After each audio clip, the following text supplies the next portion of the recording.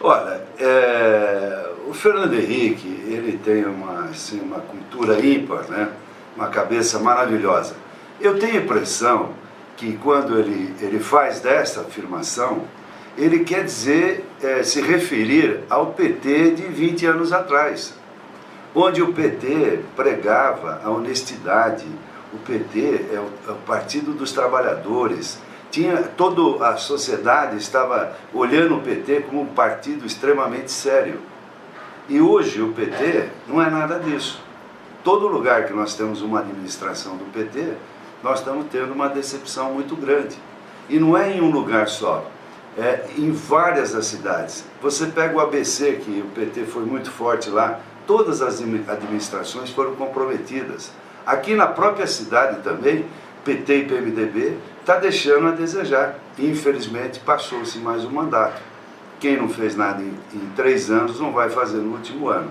Então eu acredito que quando o Fernando Henrique faz essa colocação, ele está fazendo uma colocação lá dos ideais dos tempos antigos do PT, onde quando ele era presidente da República e trouxe as grandes modificações e um grande planejamento novo para o país, como, por exemplo, as privatizações que foram extremamente importantes, nós não conseguimos um telefone. Hoje nós temos mais telefone que a população brasileira e assim por diante.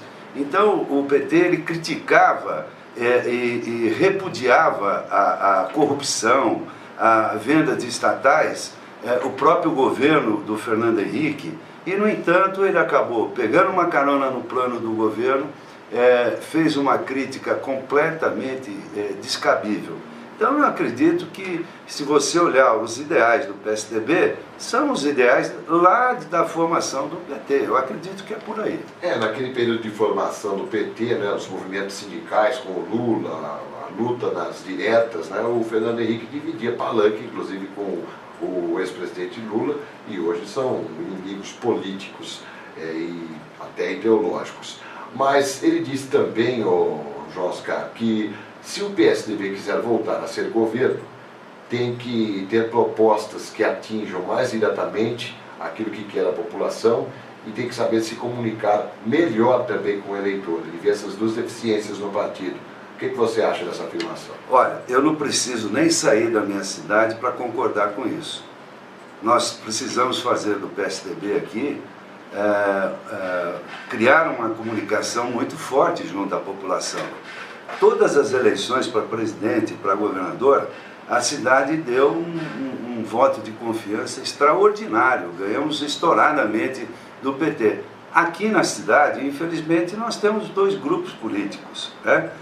O grupo de Aldo Nevoeiro, o grupo Caldimauro, PT, PMDB, são grupos que estão aí há mais de 20 anos governando a cidade e de uma forma muito negativa, porque todos os números, todas as estatísticas mostram que a cidade teve só um grande projeto aqui, que foi tipo assim uma grande lombada, uma grande ponte, onde todo o crescimento passava para São Carlos, Araraquara, para Araras, para Limeira. E o PSDB não soube se comunicar nesses 20 anos.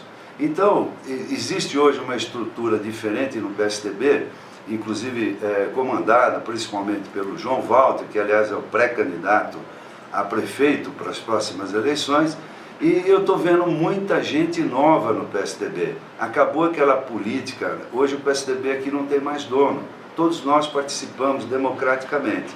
Então falta comunicação. E em termos de cúpula do PSDB, cúpula nacional, o PSDB errou, porque se fechou em 3, 4 nomes, e é muito pouco para um partido que é um dos maiores do país, e sempre foi um dos maiores do país, com grandes nomes. Então, tem que haver uma modificação, inclusive de cima para baixo no PSDB.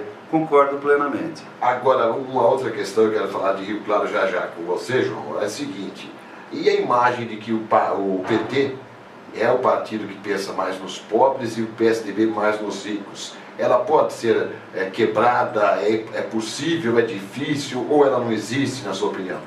Olha, isso é uma tremenda hipocrisia dizer que o PSDB não pensa em todo cidadão brasileiro. Todo esse plano aí, que foi mascarado, plano educação, Bolsa Escola, isso foi mascarado com Bolsa Família, que realmente atingiu, parabéns, atingiu seus objetivos. Agora, só que é o seguinte, nós estamos dando peixe para o povo, nós temos que dar vara de pescar. Esse plano, ele tem uma tendência de não ir para frente, por quê? Porque você não está tendo uma contrapartida. E o ser humano, ele tem que ser 24 horas por dia cobrado, principalmente um povo que nós temos uma carência cultural muito grande.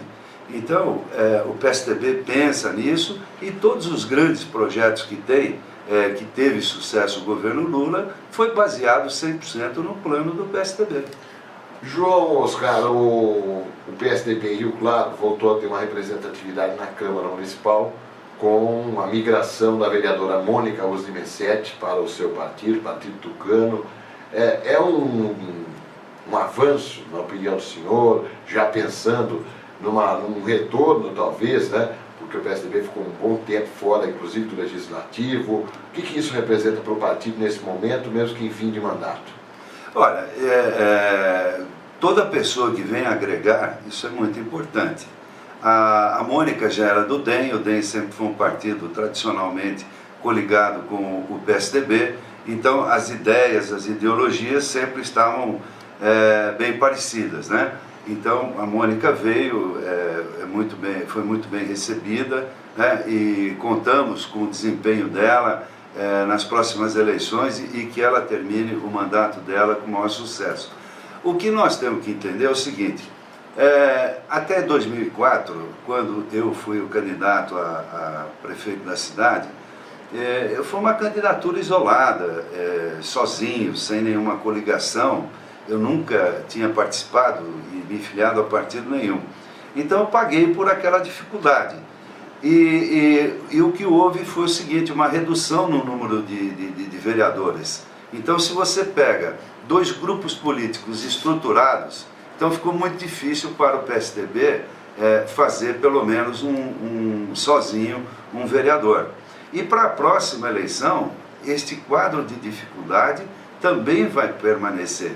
Então, quando se vende para a população que 12 candidatos vai diminuir o custo da Câmara Municipal, isso é engodo, é uma falácia.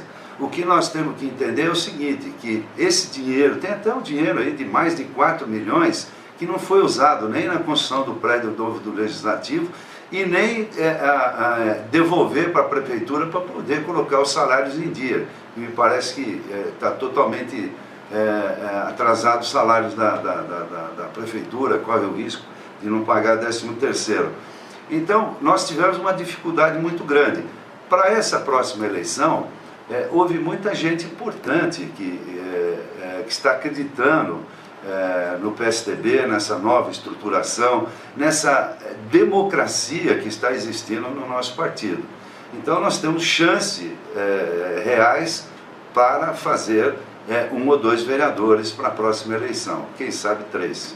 Bem, logo no início da entrevista o senhor já citou a liderança do Dr. João Walter aqui no PSDB como pré-candidato do partido à Prefeitura de Rio Claro no ano que vem. Aí eu tive a seguinte lembrança, né? Dia desses, um colaborador que nós temos aqui na Jovem Pan, que de tempos em tempos participa do Jornal da Manhã, fazendo comentários a respeito de diversos assuntos, o Nelson Salomone esteve aqui e soltou aí uma ideia que ele teve, logo naquela ocasião que o Jornal Cidade publicou a pesquisa, né? Apontando nomes que foram colocados pela população de Rio Claro com intenções já de voto, vislumbrando o pleito do ano que vem. Aí ele analisou o quadro, viu lá o João Walter, viu o nome do padre Jocelyn aparecendo com 10%, mesmo ele dizendo que não é candidato, porém, em contrapartida, numa outra entrevista, o padre Jocelyn disse que tudo pode acontecer no futuro, a Deus pertence, quer dizer, ele deixou uma dúvida tremenda de que um dia pode até entrar no cenário político aqui de Rio Claro. E aí o Nelson Salomone falou o seguinte: eu queria ver o Josely sem experiência administrativa, mas com essa popularidade, acompanhado, por exemplo, de um nome de alguma pessoa que tenha experiência em administração, empresário, talvez o Josely como vice, e falou o João Oscar Bergson como prefeito e o Josely como vice. Essa é uma dupla que eu gostaria de ver disputando a eleição. Você, claro, conhece o Nelson Salomone. O que acha da ideia que ele teve, João? Olha, apesar que eu concordo com o padre Josely que o futuro a Deus pertence, eu acho que isso é uma coisa que me envaidece muito de alguém fazer um tipo de colocação.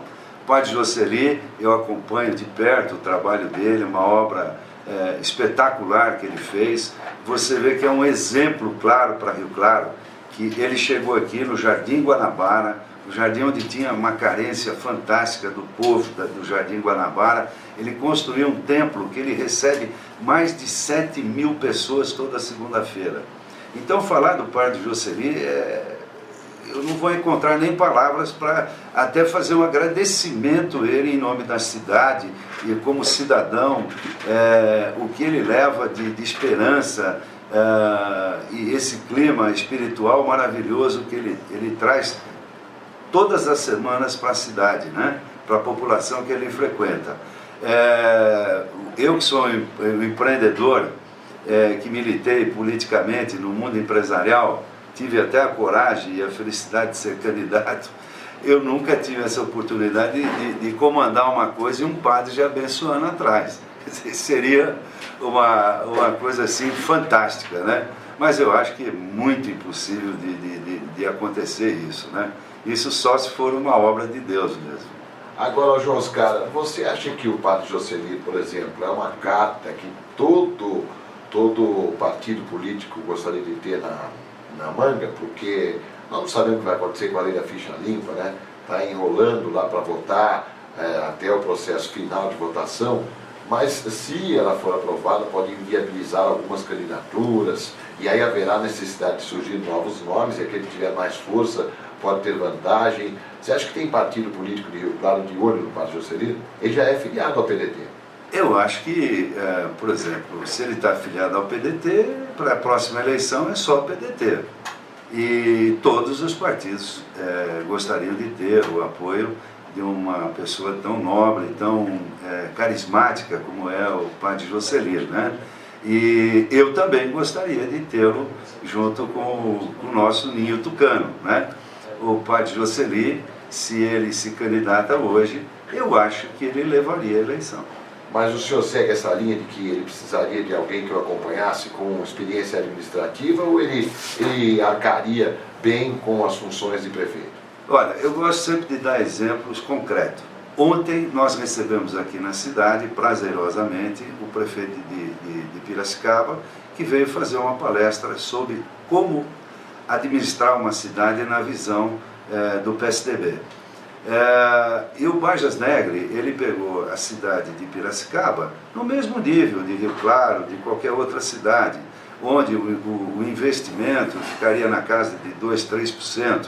E esse número, você vê o que acontece com o Brasil, nós não conseguimos crescer porque falta infraestrutura, falta investimento. O que ele fez? Ele fez um grande planejamento, mas ele fala até, com muita humildade, que ele não serve como paradigma, porque ele estava muito preparado para assumir a prefeitura de Rio Claro. E ele diz o seguinte, que as prefeituras, normalmente, acabam caindo na mão de pessoas que não estavam nem imaginando que ia ser prefeito.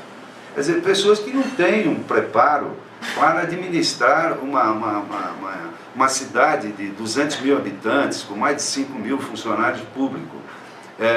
Piracicaba já está com 380 mil habitantes.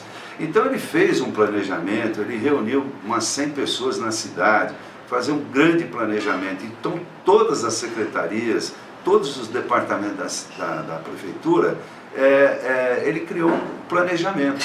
Agora, para fazer isso, a pessoa tem que estar preparada. Então eu não sei se o caso do padre Josely, para uma administração pública, onde você tem que andar com 5, 6 advogados do lado, onde você acaba criando uma desavença com coisas por interesses só pessoais. Você vê que o mundo político hoje está bem desacreditado, né? Então eu acho que fundamentalmente a pessoa tem que ter um preparo, porque senão vai fazer uma má administração.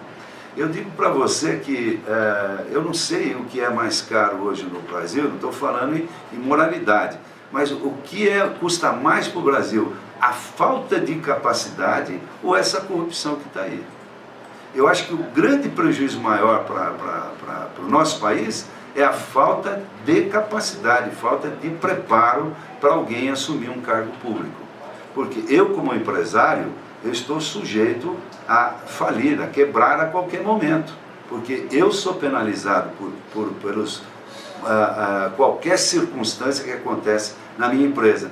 E um administrador público, ele acaba no máximo ganhando uns processos que vai demorar 15, 20 anos na justiça, o cara acaba até morrendo, não acontecendo nada com ele. Então eu acredito que se nós conseguirmos fazer um projeto político para o Brasil, e aqui vamos falar de Rio Claro, preparar bem os nossos candidatos, nós não vamos perder mais 4 anos aí pela frente, né?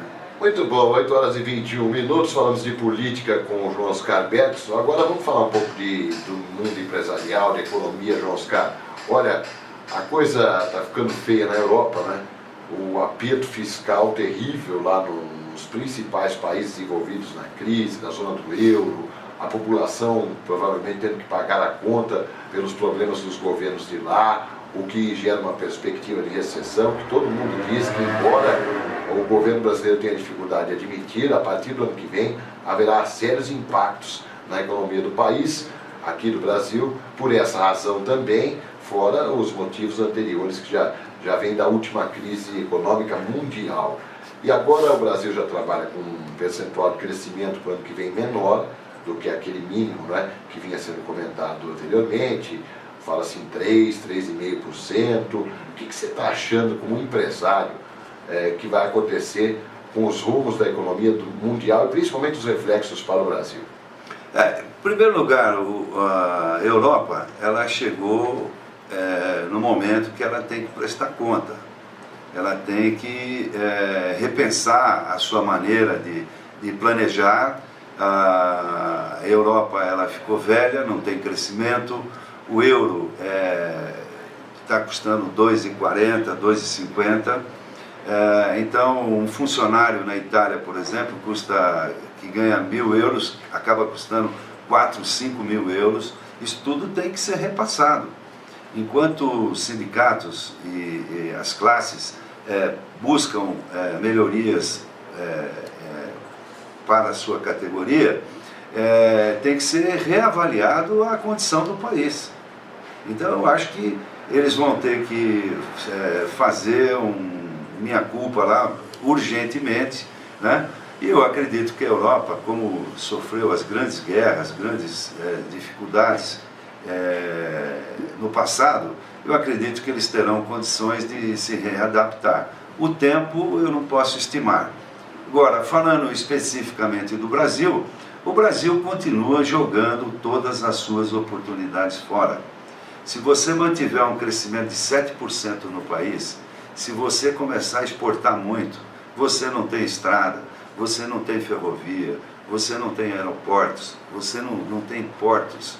Se você vai para o Porto de Santos, aquilo é uma coisa do passado, aquilo é um antro de corrupção lá. Se você importa um produto, você vai retirar, você demora um absurdo até chegar à exaustão. É uma coisa que ultrapassou o século XXI. E nós estamos exportando muito commodity, ferro, laranja, etc., soja. Nós temos que inverter, começar a industrializar aqui e vender o produto industrializado. Também temos que fazer uma política, uma mudança radical no juro no país. Nós temos a taxa de juros mais alta do mundo. Com isso nós atraímos dólar para cá e o nosso câmbio fica defasado. Então, para exportar, realmente é uma dificuldade muito grande. E nós estamos escutando essas obras do PAC, que estão todas paralisadas. Você viu a transposição do São Francisco, se gastou mais de 2 bilhões e a obra parada. Quer dizer, não investimos em infraestrutura, perdemos totalmente a oportunidade. Recentemente aqui, nós estávamos com um aumento de 60% no preço do gás, enquanto isso a Petrobras queimando 7, 8 milhões de metros cúbicos por dia. Então tem que repensar tudo isso. A própria ministra, que está aí com uma grande oportunidade na mão, ela tem que ser mais ágil, tem que tomar as medidas necessárias e nós temos que fazer economia. Para que 40 e não sei quantos ministérios? É tudo dinheiro jogado fora. Pega tudo isso e joga na infraestrutura, no investimento do país. Nós não vamos ter problema de crise. Nós temos um mercado aqui fantástico. Nós temos um mercado interno que é primeiro e segundo em quase todos os produtos consumidos no mundo. Quer dizer, o mundo inteiro quer investir no Brasil, mas infelizmente vem aqui só levar o nosso juro embora, o nosso dinheirinho embora.